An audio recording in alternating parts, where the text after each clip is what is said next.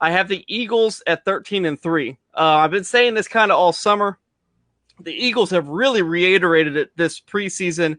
The Eagles are just as good as the Cowboys are, top to bottom. I'm just top to bottom. They're just as good. Obviously, the Cowboys have advantages here and there. The Eagles have advantages here and there. I only give the Eagles the edge only because they have a second place schedule.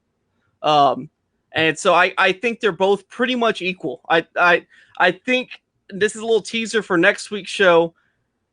The Eagles and Cowboys will be one of those two teams will be the class of the NFC.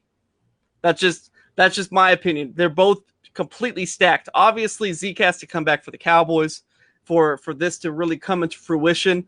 Even without Zeke, the offensive line looks like it's actually back to 2016 again. It looks like it's healthy for the Cowboys. But, man, the Eagles are literally two offensive lines deep. I'm not even joking. Look at their offensive line depth, and you were like, you can make two offensive lines out of that. And they'd be both mediocre at worst offensive lines. So call it a shocker, James. What you got?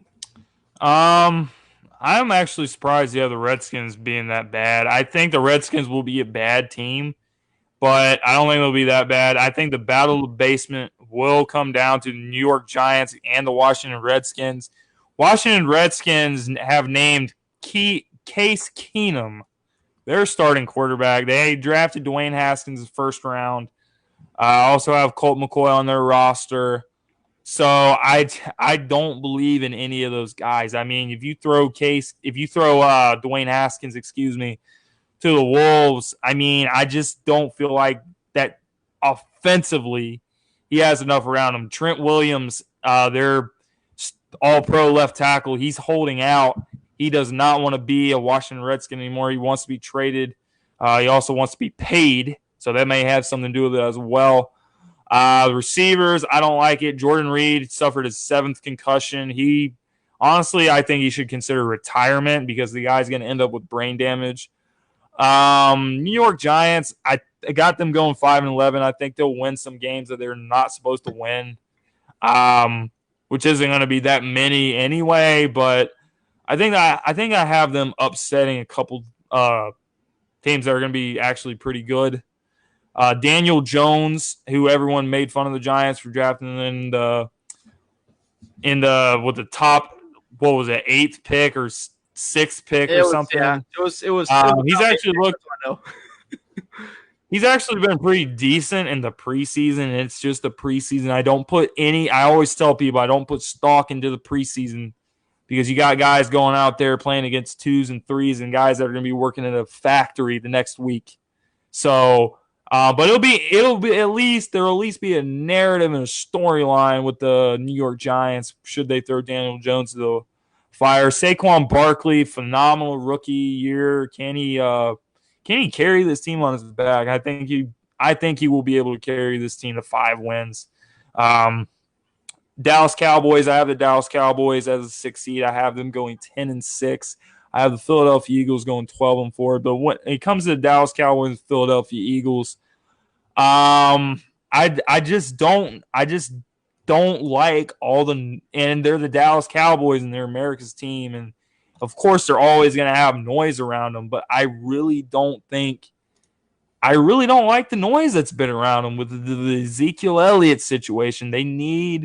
It's not just a luxury. It's not just like when the Dallas Cowboys lost DeMarco Murray, fans were saying, oh, it doesn't matter. DeMarco Murray's an average running back. We can just put in Darren McFadden. That's the guy who took his place. Darren McFadden came in and he had like 1,200 yards next year.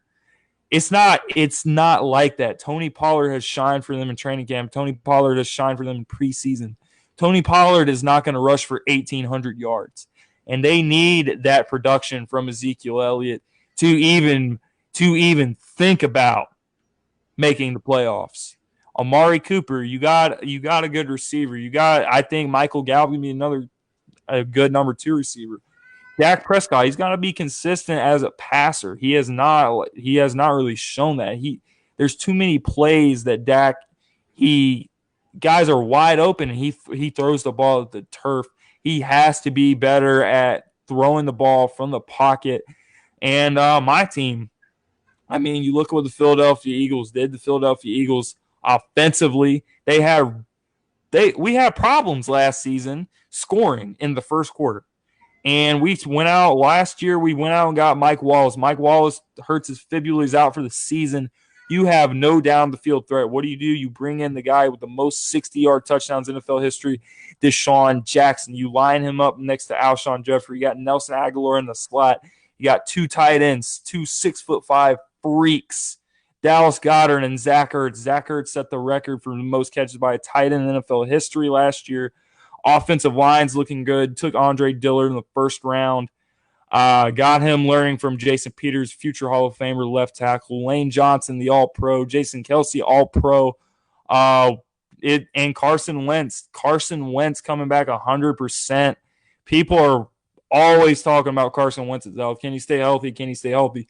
Carson Wentz is not frail. There's a difference between injury-prone, you're frail, and you just take stupid hits. Like Carson Wentz, when he gets out of the pocket, he's 6'5", 237 pounds. He tries to take on NFL linebackers, and he just takes too many stupid hits. He needs to learn when the play's over, when it's okay to just throw the ball out of bounds and live to play for another down. That's what we need to see him do for him to play 16 games and lead this team to the playoffs.